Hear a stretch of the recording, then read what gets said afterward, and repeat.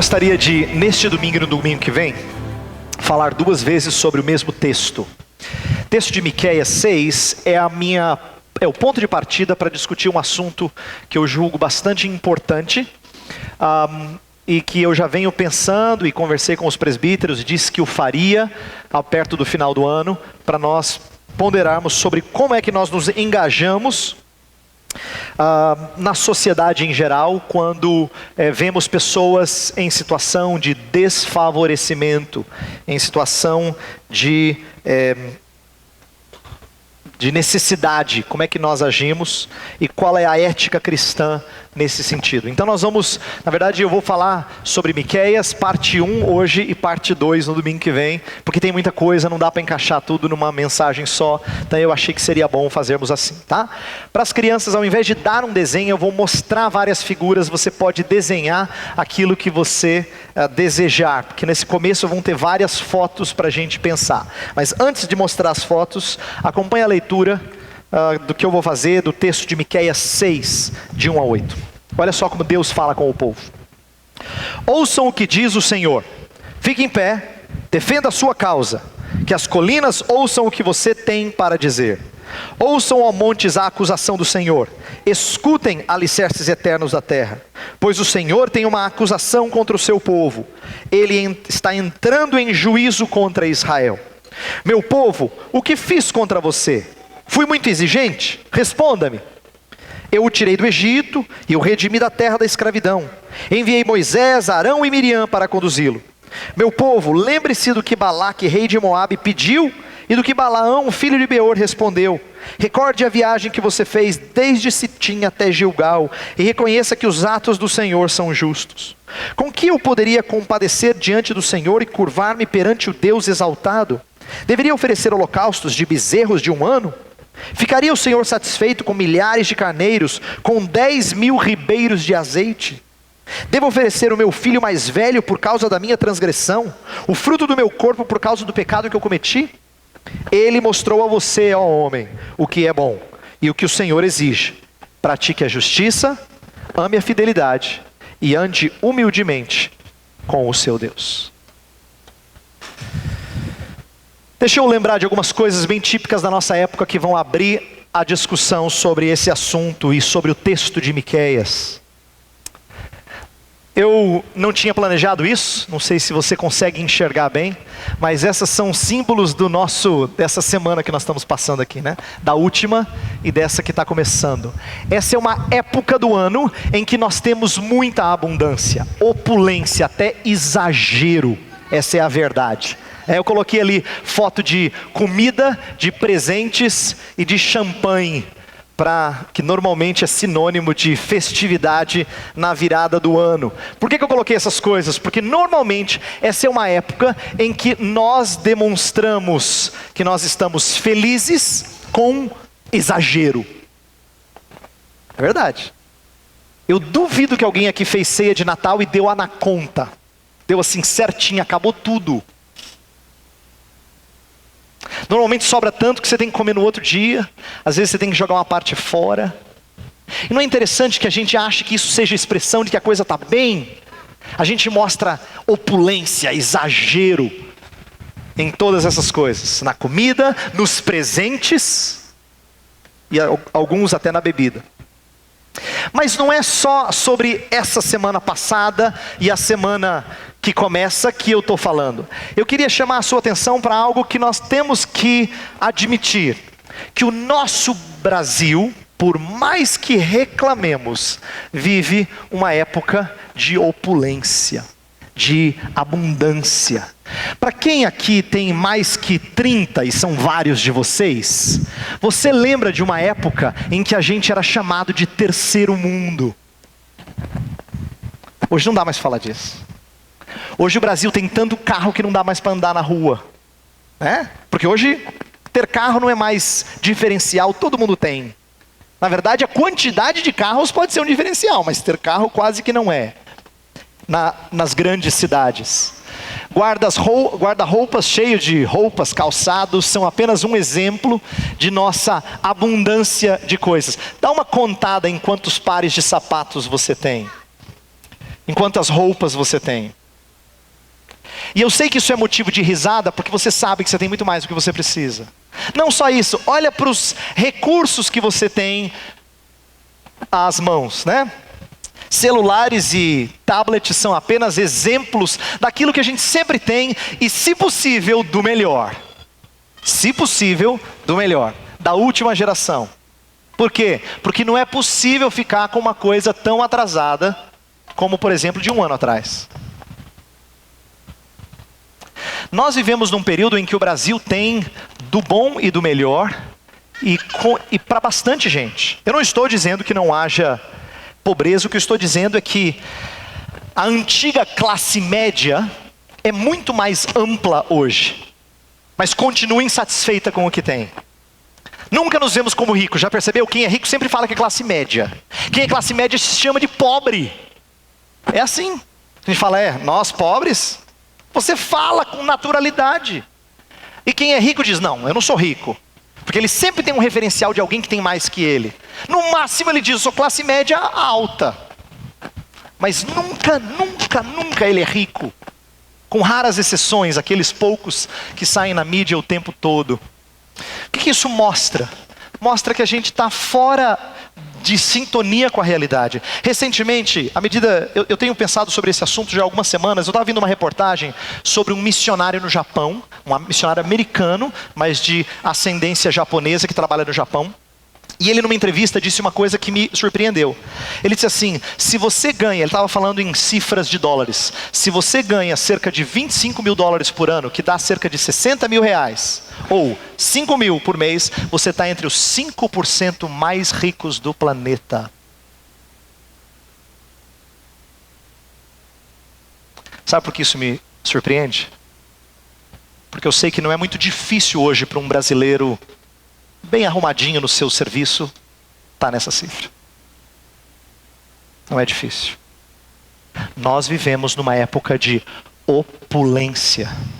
Mas isso não significa que o nosso Brasil não tenha problemas de desigualdades, né? Eu peguei essa foto porque eu achei essa foto surpreendente. Isso aqui não é uma montagem, isso é de verdade. Do lado direito, você vê um condomínio luxuoso com piscina em cada sacada. E do lado esquerdo você vê uma favela. Isso é bem típico de cidades como Rio, e também como São Paulo, que mostram a desigualdade social no nosso país. E o que a gente faz em relação às desigualdades? Se o nosso país está vivendo uma época de opulência, se essas festividades mostram bastante opulência, e aqueles que não têm toda essa abundância? Aí vem o que a gente mais tem visto e ouvido na mídia, né? No meio desse ano de 2013, nós tivemos manifestações em prol de um povo sofrido. Olha só, um povo sofrido, clamando por mudanças as mais diversas. E a gente ouve frequentemente sobre reforma política, reforma agrária, mais educação e o que seja, para propor um Brasil melhor. Isto é, vamos lutar contra as desigualdades através de propostas que eu chamo de humanistas. Eu estou chamando a sua atenção sobre isso porque eu não quero que nós sejamos crentes que olham para essas coisas na mídia e não têm opinião sobre isso. Ou têm uma opinião política conforme o seu gosto. Mas eu gostaria que a gente refletisse sobre o que a Bíblia tem a dizer a esse respeito. Sobre um país em período de opulência, mas com tantas desigualdades, com tantas diferenças sociais. E a Bíblia tem coisas a dizer a esse respeito. Eu gostaria de chamar a sua atenção para algumas delas. A Bíblia não é silente em relação a injustiças sociais. Ela fala muito de socorro dos desfavorecidos socialmente. Tem o quarteto dos fracos aqui, tá? Frequentemente esses 4 grupos são citados na Bíblia como sendo aqueles que carecem de ajuda, porque na época do Antigo Testamento eles eram expressão de quem mais tinha carência. A viúva, porque ela não tinha o sustento do marido, que era quem trazia o sustento para o lar, o órfão, que não tinha como ser acudido, numa época que não tinha orfanato, tá? Instituições que cuidavam disso, eram pessoas que assumiam as necessidades umas das outras, né? Era a família que adotava uma viúva ou um órfão. O pobre, e havia gente pobre, e o Antigo Testamento e o Novo Testamento fala muito de pobreza, a gente vai ponderar um pouco sobre isso. E o estrangeiro, que vinha e muitas vezes não tinha nada e precisava ser assistido. Zacarias 7 é apenas um exemplo, tem vários exemplos em que Deus trabalha com esse quarteto de gente desfavorecida, de como nós temos que prestar socorro para com eles. Jó, um personagem muito conhecido na Bíblia, cita os seus muitos cuidados dos desfavorecidos como prova de piedade. Ele fala assim: por acaso eu já deixei algum necessitado sem socorro? Eu já deixei algum pobre sem auxílio? Já deixei algum órfão sem ajuda? E ele começa a citar os exemplos de coisas. E ele diz que se eu fiz isso alguma vez, que caia o meu braço do ombro, que Deus me traga grande dor física. Lembra? Jó já estava sofrendo. Mas ele diz que Deus continue a me castigar e traga mais castigo se eu tenho deixado os desfavorecidos sem o devido cuidado. Isso é Jó falando da sua piedade. Tiago fala que a religião pura e sem mácula é cuidar dos órfãos e das viúvas, assim como andar de maneira reta perante o Senhor. É interessante que Tiago junte essas duas coisas. Ele une a ética individual. Para a maioria de nós, fazer o que é correto, ser uma pessoa religiosa, ser uma pessoa correta, é uma pessoa que não faz aquilo que é moralmente condenável, no que diz respeito à sua individualidade.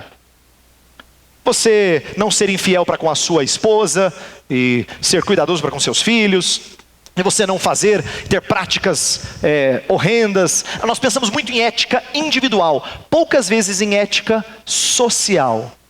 E no entanto, Tiago diz que a religião pura e sem mácula junta essas coisas.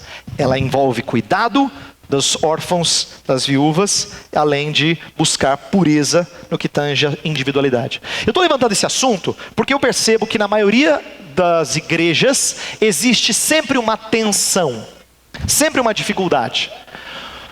Quanto é que nós proclamamos o Evangelho e quanto que nós fazemos de justiça social? Será que é meio a meio? Será que a gente faz mais um, faz mais outro? Tem gente que faz só um, tem gente que faz só o outro. A gente tem que fazer os dois. Quanto que a gente faz dos dois? Normalmente essa é uma tensão presente. Uma tensão entre o ministério da palavra e o ministério das boas obras. Por exemplo, se eu falo de missões, alguns entendem missões como sendo converter pessoas, pessoas que agora creem em Jesus e professam o nome de Cristo. Outros entendem que missão tem que ser ação social. E a verdade é que nenhum dos dois está plenamente correto. Ambos mostram um certo desequilíbrio, porque cuidar daquele que foi feito à imagem e semelhança de Deus não é só cuidar da sua alma. Esse é um erro que nós aprendemos desde pequeno. A gente fala assim, que a gente tem cuidado das almas, como se Dr. Anderson, Dr. Fábio, Dr. Ricardo, Dr. Aldo e os outros fossem cuidar do corpo. A gente não cuida do corpo, entendeu? Eles cuidam do corpo, a gente só cuida da alma. A verdade é que a igreja de Cristo cuida de pessoas, e pessoas são feitas de alma e corpo. E por isso o socorro para com pessoas deveria envolver essas coisas. Mas ainda assim, eu pergunto, olha só, como oferecer a água da vida de tal forma que a gente não deixe de oferecer um copo de água fria em nome do Senhor Jesus? Jesus fala disso, fala de oferecer um copo de água para aquele que pede em nome dele. Como é que a gente faz os dois de maneira a não mostrar desequilíbrio? Alguns poderiam dizer assim: pastor, eu não me envolvo muito com essas coisas, não é porque eu não acho que tem que fazer, é porque eu acho que tem gente que é otimista demais, acha que vai mudar o mundo. Esse que fala assim normalmente é pessimista.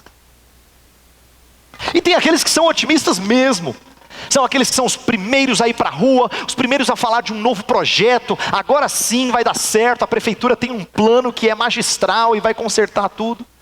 Como não ser otimista demais e nem pessimista demais? Essa é uma pergunta difícil de responder. Eu imagino que a maioria de nós tendem ou para um lado ou para o outro. poucos conseguem mostrar um equilíbrio quanto a esse assunto. Por isso que eu gostaria de gastar algum tempo hoje, na semana que vem, falando sobre o que Miqueias e o resto da Escritura tem a nos ensinar. Nós vamos partir de Miqueias, mas depois vamos olhar para o que o resto da Escritura tem a nos dizer sobre esse assunto, para começarmos a pensar sobre o nosso envolvimento com essas questões de desigualdades e injustiças sociais. Rapidamente, alguns dados sobre Miqueias, para eu entrar na mensagem dele, você entender como ele é relevante para algumas das perguntas que a gente está levantando. Miqueias significa, o nome Miqueias, quem é como Deus? E isso é mencionado lá em Miqueias 7:18, ele fala, quem é como o Senhor que perdoa a iniquidade? Na verdade é um resumo da mensagem dele, ele vai mostrar como Deus é incomparável. Ele foi contemporâneo de Isaías, então muita coisa que ele fala é bem parecida com Isaías. Tem momentos em que um cita texto do outro. Eles falam basicamente a mesma coisa. Lá no século VIII, durante os reinados de alguns dos reis, eles falam de Jotão, Acás, Ezequias. Nesse período, eles foram profetas. Isaías teve mais envolvimento com a corte real. Ele falou com o rei mais vezes. Miqueias menos, mas também teve impacto sobre o rei Ezequias. Isso é mencionado lá em Jeremias. Ele foi um profeta que vivia em Judá, que era o reino do sul, mas ele falou coisas a respeito do reino do norte também. Tanto contra Israel como contra Judá. E ele acabou profetizando a queda das duas capitais. Ele falou que Samaria, capital do reino do norte, cairia, e aconteceu, durante os seus dias. E ele falou que Judá cairia, e aconteceu mais de 100 anos depois do seu ministério. Ele profetizou essas coisas, e isso aconteceu. O livro é dividido em 3 partes, e cada parte tem a mesma dinâmica, o que mostra exatamente como é que um profeta funciona. E aqui atenção, porque você tem muito a aprender sobre isso no seu trato com outras pessoas. Nunca pode haver só morde sem assopra. Estou usando uma expressão para a gente lembrar do que o profeta fazia. O profeta não só cutuca o pecado do povo, ele sempre traz uma promessa de esperança. Uma palavra de consolo do Senhor. Ele nunca faz só um, sem fazer o outro. Aqui Miqueias tem 3 partes no qual ele traz confrontação do pecado, e ela é a parte mais longa do seu ministério, é a parte triste, dura do ministério profético, mas ele também traz palavras de consolo, sempre inspirando esperança, baseados nas promessas de Deus. Então Miqueias vai fazer isso. O nosso texto básico de hoje é um dos textos em que ele confronta o erro do povo, mas ele não termina o livro sem trazer palavras de esperança. Então deixa eu pincelar algumas coisas do contexto de Miqueias que vão nos ajudar a entender por que esse texto é importante para a nossa reflexão nessa manhã. Primeiro, Miqueias fala que todos os oficiais, o que a gente chamaria de os políticos, até os pastores, vamos dizer assim, são os ofícios, rei, profeta, sacerdote. Todos os ofícios estavam corrompidos. Todos. Ele fala que profeta profetizava segundo o seu ganho. Ele fala que sacerdotes também eram gananciosos, eram interesseiros. E falam que ele fala que os líderes eram opressores. Eu pincelei um texto aqui, eu vou pedir para você abrir a sua Bíblia em Miqueias 3:11, que resume como todos os que estavam em posição de destaque eram corruptos, estavam se corrompendo nessa época. Olha só, Miqueias 3:11 diz assim: seus líderes julgam sob suborno, seus sacerdotes ensinam visando lucro, e seus profetas adivinham em troca de prata, e ainda se apoiam no Senhor, dizendo: o Senhor está no meio de nós, nenhuma desgraça nos acontecerá. Olha só, os líderes, os sacerdotes, os profetas, todos eles estão atrás de ganho, estão atrás de interesse próprio, e eles ainda acham que o Senhor é com eles. A razão de eu estar destacando isso é porque esse não é um problema incomum nas nossas vidas. Nós também estamos atrás de coisas que são interessantes para nós, e a gente acredita que o Senhor é conosco. Nós também buscamos o nosso próprio ganho, muitas vezes, quase que sem perceber, de maneira injusta, de maneira opressiva, mas isso tem sido uma prática comum. E eu estou falando isso para não falar dos políticos, porque a gente sempre menciona eles como exemplo de gente corrompida, como exemplo de gente que está oprimindo os fracos, né? Oprimindo o povo. Mas é também verdadeiro que aqueles que são líderes do nosso país são expressão de corrupção. Não só isso, Miqueias também fala da adoração pagã. Na época, tanto Israel quanto Judá praticavam coisas que eram próprias de outras religiões, de outras nações, e Miqueias confronta isso em nome do Senhor. E Miqueias também combate a imoralidade social, bens usurpados pelos ricos, quem era rico tomava de quem era pobre. A desonestidade comercial, aqueles que eram comerciantes, eles usavam balanças que eram falsificadas, para dizer que vendia 1 quilo ou 5 quilos, quando na verdade não era 5 quilos. Então tinha desonestidade comercial.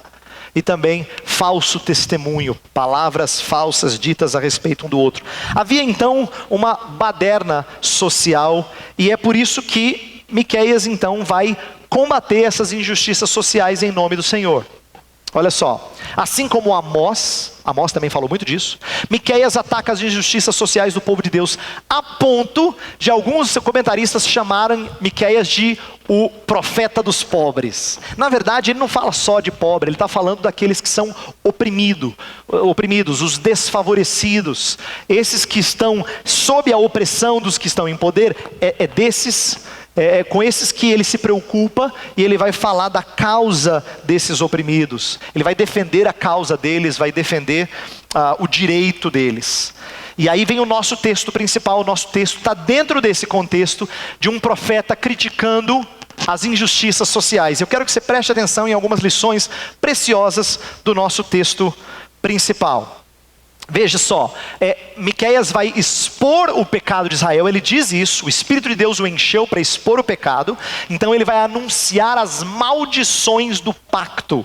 E lá atrás, na época de Moisés, Deus tinha falado que quando o povo desobedecesse a sua lei, ele traria domínio de outras nações, cativeiro, levaria o povo para o cativeiro, e traria destruição sobre a agricultura, que era a fonte de renda numa época tão voltada para a terra e para a produção dessa terra. Então olha só, o nosso texto básico. O nosso texto básico tem uma curiosidade muito interessante. Ele usa uma linguagem de tribunal. Todos os comentaristas praticamente falam que aqui tem linguagem de processual. Por quê? Porque tudo pinta o cenário de que Deus está chamando o povo para um julgamento.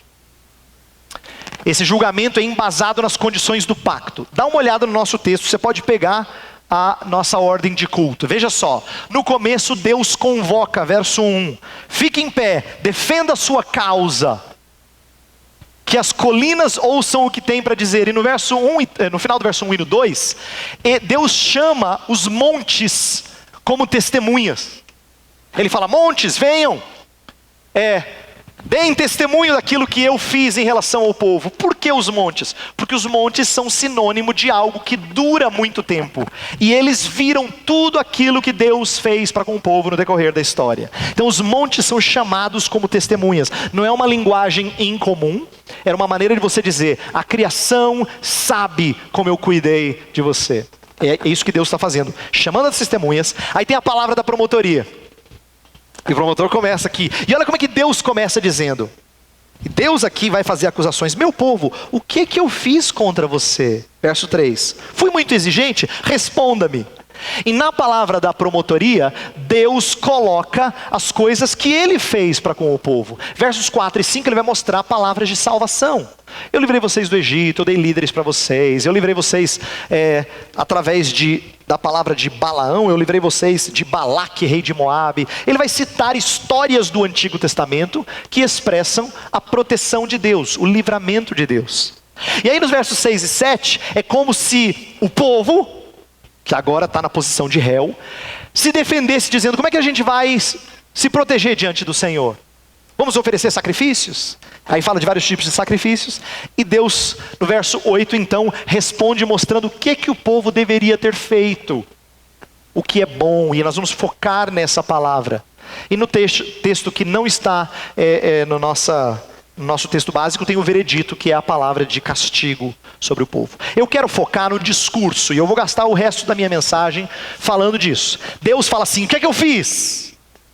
Depois o povo fala: o que faremos? O que ofereceremos a Deus? E depois Deus fala: eu quero que vocês saibam o que é bom. Tá? Então é fácil de guardar. Deus fala: o que eu fiz? O povo responde dizendo: o que ofereceremos? E Deus fala: o que é bom. E é disso que a gente vai tratar aqui. Veja só, você vai entender, porque aqui tem algumas lições para a Igreja Presbiteriana Aliança. Olha só. No discurso divino há menções de atos redentivos de Deus, como prova de que Deus fora fiel às obrigações pactuais. E é interessante que quando fala assim que Deus, olha só, que Deus salvou o povo, de que Deus salvou o povo do Egito, salvou o povo de Balaque, rei de Moabe, levou o povo até a terra prometida. A ideia de que ele vai de Gilgal a Sitim, é de que ele cruza o rio Jordão e entra na terra. Tudo isso que Deus fez, desde a saída do Egito até a entrada na terra, são chamados de atos de justiça. Isso aqui é muito importante você entender. Por quê? Deus poderia ter dito assim, ó: são presentes meus. Mas Deus não chama de presente, Ele chama de atos de justiça. Por quê? Agora você vai entender. Porque Ele vai falar sobre praticar a justiça, da mesma maneira como Ele praticou atos de justiça. E atos de justiça são redentores. Deus, então, mostra que com a sua redenção não existe razão para Israel ter rejeitado a Ele. Ele foi um Deus que prometeu cuidar do povo no pacto. Quando Deus fez pacto com o povo, Ele disse: eu vou cuidar de vocês. E Ele cumpriu atos de justiça. Ele foi fiel àquilo que Ele tinha dito para o povo. E agora vem o povo. Como é que o povo responde diante disso? O povo fala de sacrifícios. Se você olhar no verso 6 e 7, fala de sacrifícios do melhor animal. Veja verso 6. Finalzinho fala assim: deveria oferecer holocaustos de bezerros de um ano. Bezerro de um ano era o que havia de melhor. Era, segundo a lei de Deus, o principal, o melhor dos sacrifícios. Era a carne mais macia, né? Era o suprassumo da oferta. Deus vai se agradar disso? Deus vai se agradar de muitas ofertas. O verso 7 fala: deveria oferecer holocaustos de bezerros. Ficaria o Senhor satisfeito com milhares de carneiros, com 10.000 ribeiros de azeites? Isto é, primeiro sacrifício de coisa preciosa, seleta. Depois sacrifício de coisa de abundância. E depois chega até o absurdo de falar de sacrifício de primogênito, que era uma prática das nações ímpias, das nações que não temiam o Deus de Israel. Eles ofereciam o que tinham de mais precioso, que era o filho mais velho. Por que eu estou dizendo isso? Nos 3 casos, exemplos de sacrifícios, mas eles não passam de religiosidade externa. Por quê? Porque sacrifício sempre está subordinado à ética. É importante você entender isso. Por quê? Porque agora vem a lição para nós ponderarmos.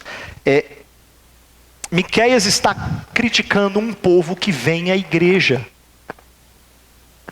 que canta, que ouve o pastor, que lê a Bíblia, pelo menos no domingo, que faz aquilo que é considerado religioso, mas que não anda de maneira reta, que não pratica atos de justiça. E eu quero falar um pouquinho sobre culto sem ética, porque eu imagino que alguns de nós entendam religião como sendo culto, e se esquecem de que a religião pura e sem mácula não pode ser culto separado de ética. É importante eu falar disso. Olha só, há vários profetas que chamaram atenção para o sacrifício subordinado à ética. Samuel, uma história muito interessante. Saul, o rei de Israel, desobedece a Deus, pega os animais, diz que os animais de uma nação conquistada vão servir de sacrifício para Deus. E Samuel fala assim: olha, obediência quero, não sacrifícios. Eu quero que você seja obediente. Eu quero que você faça aquilo que eu ordenei, diz o Senhor. Mesma coisa Isaías, na época de Isaías, havia gente oferecendo sacrifícios, mas que não andavam em conformidade com a lei de Deus. Oséias fala a mesma coisa, inclusive as palavras de Oséias são citadas por Jesus. E Amós também. Todos eles criticam quem cultua, mas que não tem ética. Culto sem um compromisso espiritual que redunde em ética não tem proveito algum. E aqui eu quero falar de como nós temos pecado. Temos pecado se o nosso culto a Deus não redunda em amor ao próximo. E eu cito só alguns exemplos. Alguns de nós aqui têm praticado religiosidade, mas têm muita dificuldade de abrir mão da opulência. Daquela fartura exagerada que nós temos demonstrado. É por isso que tem alguns de vocês que não conseguem dar o dízimo. Nunca sobra. É por isso que alguns de vocês não têm o costume de ofertar para missionários. Você só sabe disso quando o pastor fala na frente, mas você não tem essa prática na sua vida. É por isso que alguns de vocês não socorrem aqueles que são necessitados. Porque vocês estão acostumados a usar o dinheiro para o seu próprio deleite. Isso, de acordo com Miqueias, é culto sem ética. Somos pessoas que vêm à igreja, que cantam bonito, que falam coisas boas, que temos aprendido a palavra, mas isso não tem redundado em cuidado dos desfavorecidos. E Miqueias vai mais adiante. Ele fala no verso 8 o que ele quer do povo, o que é bom. Verso 8 é a chave do nosso texto hoje. O que é bom? Ele fala que o que é bom é aquilo, é praticar a justiça. Ele vai citar 3 coisas aqui. Essa é uma das expressões mais significativas da ética cristã no Antigo Testamento. Miqueias, na verdade Jesus fala que os fariseus davam o dízimo do endro, do cominho, da hortelã e não praticavam os preceitos mais importantes da lei. E ele cita 3 coisas e elas parecem muito com Miqueias. Não é uma citação direta de Miqueias, mas ele fala sobre justiça, misericórdia e fé, que é praticamente um paralelo do que Miqueias vai falar nesse verso. Então Jesus está dizendo que os escribas e fariseus eram religiosos, mas não tinham a ética em relação ao próximo. Eles tinham culto sem ética. Eu não vou falar aqui de caminho de salvação. Atenção, eu não estou falando aqui que nós temos que fazer muitas coisas e atos caridosos para que a gente seja salvo. Não é nada disso que eu estou falando. Deus está falando com um povo que professa o nome de Deus, mas que não tem tido uma postura de andar em conformidade com o caráter de Deus. Olha só, presta atenção que nós vamos focar em 3 exigências: praticar a justiça, amar a misericórdia, andar humildemente. É isso que Miqueias fala. 2 esferas, isso aqui eu acho fantástico: o horizontal e o vertical. Por quê? Porque não existe ética assim que não envolva o aspecto horizontal também. Não é possível amar a Deus e não amar o próximo. João falou isso. Se você diz que ama a Deus, a quem você não vê, e não ama o próximo, você é mentiroso. Mentiroso. É isso que João diz. Ele estava falando de uma ética que envolvia tanto amor a Deus quanto amor ao próximo. E um veredito: 3 exigências, 2 esferas, um veredito. Ele vai falar sobre o que é bom.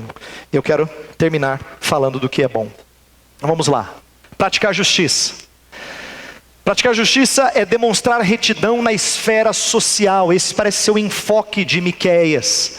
E aqui dar a todo mundo o que é devido: punição aos opressores, proteção aos fracos e cuidado aos carentes. E lembra que eu falei que aqueles que são carentes no tempo bíblico são órfão, viúva, estrangeiro, pobre. Essas são as classes de pessoas carentes.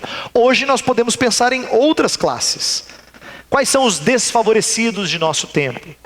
Crianças carentes, drogados, idosos, mães solteiras. Você pode começar a citar o que você acha que são exemplos de desfavorecidos. A razão de eu estar citando essas classes aqui é porque recentemente nós, como presbíteros da igreja, iniciamos e convocamos vocês, Igreja Presbiteriana Aliança, a participar do socorro de pessoas desfavorecidas. É por isso que nós queremos envolver nossa igreja, tanto com o Núcleo Nova Vida, que está lidando com crianças desfavorecidas, como com o Projeto Aliança, que lida com aqueles que erraram na vida ao se envolverem com drogas. Mas nós vamos falar sobre como é que Deus age em relação àqueles que erraram na vida. Deus é um Deus que pratica justiça e ama a misericórdia. E eu estou falando disso porque praticar a justiça é uma coisa que eu tenho aprendido sobre isso, eu acho que nós não temos entendido tão bem. Veja só, o que a gente não entende. A maioria de nós, quando ouve um sermão desse, e eu vou falar de mim também, porque eu já fiz isso no passado. Quando eu ouço um sermão que me move a fazer alguma coisa por quem é desfavorecido, eu vou lá e faço. Uma vez. Porque a maioria de nós não se envolve tempo suficiente para ver mudança. Não dá. A gente até desanima. Porque a gente cuida e fala assim, você vê, as pessoas não valorizam. Parece que nada muda no nosso país. E normalmente isso é a expressão de quem ainda não entendeu que Deus está falando sobre praticar a justiça. É um hábito. Mudança social nunca acontece assim. Não sei que Deus intervenha de forma sobrenatural. Normalmente ela acontece no decorrer de tempo. E é por isso que fala não só de um ato de justiça, mas de praticar a justiça. Interessante que praticar esses atos seja chamado de obras de justiça, não é? Por que eu digo isso é interessante? Eu estava lendo um livro em que o autor fala assim que socorrer os pobres ou outros desfavorecidos não é caridade. Caridade é uma palavra que infelizmente soa como algo opcional. Que bom que você fez. Você é uma pessoa especial, o outro não fez. É um diferencial entre pessoas. Não, a Bíblia não chama isso de caridade. Ela chama isso de justiça. Sabe por quê? Presta atenção, essa é a parte em que eu me sinto confrontado. É justiça porque se você tem com que acudir ao necessitado e não o faz, você e eu somos ladrões. Efésios 4:28 fala assim, aquele que furtava não furtes mais. Antes, trabalhe para que tenha com que acudir ao necessitado. Em outras palavras, se eu e você não temos feito isso, nós estamos em pecado. Não é só um diferencial, entendeu? Não é só uma opção boa. Nós estamos em pecado, eu e você. Porque nós não temos usado a nossa renda de maneira justa. Amar a misericórdia é o impulso por detrás. É o impulso de bondade por detrás dessa prática da justiça. E é um impulso de bondade para com outros. Eu peguei o amar a misericórdia porque essa é a tradução da atualizada. E eu acho que aqui a revista atualizada e a NVI elas se complementam. Muito interessante. Porque a palavra hebraica, hesed, significa compromisso, devoção a uma outra pessoa. Por isso que na NVI, se você tem NVI, você leu assim, que ama a fidelidade. Mas não é fidelidade para com Deus, é compromisso com o próximo. Por isso que eu chamei a atenção do amar a misericórdia. Tem a ver com, eu tenho um compromisso com quem é meu próximo. Não é só um diferencial, não é algo que eu faço de vez em quando, porque me deu na telha, fiquei com vontade de fazer caridade. Eu tenho um compromisso com ele. E porque eu amo esse compromisso, isso me impulsiona a praticar a justiça, a minimizar injustiças socioeconômicas. E o texto fala sobre andar humildemente. E aqui que eu acho interessante, eu não estou propondo nenhuma atitude política que vai, humanamente falando, mudar tudo. Eu estou falando de gente comprometida com Deus, que anda humildemente perante o Senhor, fazendo atos de justiça, amando a misericórdia. Interessante que Miqueias tenha juntado isso. Isso é o que eu falei de juntar o vertical com o horizontal. Eu não quero que você ouça essa mensagem e diga assim, o pastor falou que ir no culto, se a gente não faz essas coisas, não vale. Então eu não vou no culto. Que seria entender de maneira errada. O texto fala sobre andar humildemente com o Senhor, porque essa é a base de tudo. E a gente vai ver no domingo que vem o porquê que andar humildemente com o Senhor nos impulsiona a praticar a justiça. Eu quero terminar falando de quem praticou justiça e amou a misericórdia em relação a você. Não é interessante que nosso Salvador não tenha tido um ministério apenas marcado por ensino? Olha o que Jesus fez no seu ministério. Ele alimentou multidões. Ele curou enfermos. Ele tocou nos impuros socialmente. Ele jantou com aqueles que eram considerados os mais pecaminosos. Eu sinto que essa é a parte do ministério de Jesus que a gente acha bonito, mas que está mais distante do que a gente faz. A gente gosta da parte que Jesus sentava e ensinava. Mas a gente faz de menos dessa outra parte. Lucas capítulo 4, verso 17 e 18, Jesus lê um trecho de Isaías e diz: o ano aceitável, apregoar o ano aceitável de Deus é cuidar dos oprimidos, libertar os cativos, cuidar dos pobres. Ele diz: é isso que eu vim fazer. Se fomos alvo de sua misericórdia, precisamos agir misericordiosamente para com o nosso próximo. Isso é uma necessidade. A minha oração nas últimas semanas tem sido para levar eu e você a pensarmos nisso. E eu quero terminar com um alerta, esse é meu último slide. Porque isso é muito interessante. A nova geração, eu digo aqui de gente mais jovem, me perdoe, mais jovem que a maioria de vocês, tem sido muito sintonizada em justiça social, em trabalho voluntário. Mas uma coisa muito estranha tem acontecido na nossa sociedade atual. Presta atenção que você vai identificar isso em muitos jovens. Trabalho voluntário é a marca distintiva de uma geração de jovens que não deixa com que esse espírito voluntário afete suas vidas pessoais. Isto é, não muda a maneira como eles ganham dinheiro, como eles conduzem as suas carreiras e nem como escolhem os seus amigos. Eles gostam de trabalho voluntário. É o momento em que você sai da sua vidinha, vai lá, faz um ato de caridade, depois volta para o seu grupo de amigos, para a sua carreira e para o seu dinheiro. Isso tem sido uma marca da geração atual. E acha ainda que está fazendo coisa caridosa e bondosa. E eu quero alertar vocês que me ouvem nessa manhã, que nosso amor pela misericórdia precisa envolver sacrifício. Só acontecerá se envolver sacrifício de nossas posses em favor dos desfavorecidos. Eu quero orar por vocês e por mim, porque essas coisas também trazem convicção ao meu coração. Para começarmos a pensar mais em como nós conduzimos nossa carreira, como nós cuidamos do nosso dinheiro, com que amigos nós temos convivido. Se isso envolve cuidar de quem carece, de quem precisa. Eu vou pedir a Deus que tenha misericórdia de nós. Que nos dê a oportunidade de, impulsionados pela sua misericórdia, de praticarmos misericórdia também. Feche os seus olhos. Senhor, eu ouço essa mensagem e os meus irmãos também, convictos de que nós temos pecado contra Ti. Nós temos pecado contra Ti, Senhor. Perdoa a nossa insensibilidade. A começar em mim, conduz cada um dos meus irmãos que Te amam a se sentirem entristecidos por não demonstrarem tanto amor pelo próximo como deveriam. Somos interessados demais em nós mesmos, Senhor.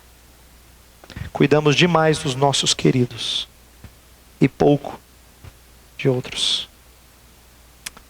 Perdoa-nos, Deus. E faz-nos entender como é que nós podemos mudar. E o que que o Senhor espera de nós. E o que que o Senhor exige de nós como Teu povo. Faz-nos gente marcada por atos de justiça.